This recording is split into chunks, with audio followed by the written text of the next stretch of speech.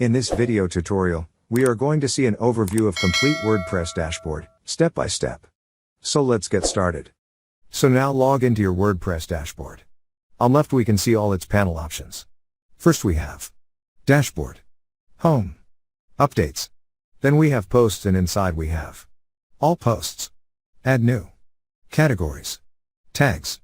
Then we have Media and inside we have Library, Add New.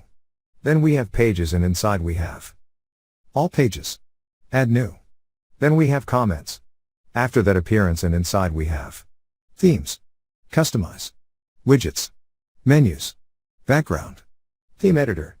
Then we have Plugins and inside we have Installed Plugins, Add New, Plugin Editor. Then we have Users and inside we have All Users, Add New, Profile.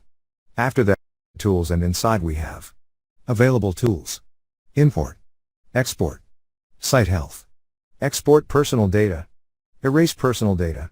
Then we have Settings, inside we have General, Writing, Reading, Discussion, Media, Permalinks, Privacy. Next is Loginizer Security and at last we have Collapse menu. Click it to collapse and again click it to reopen.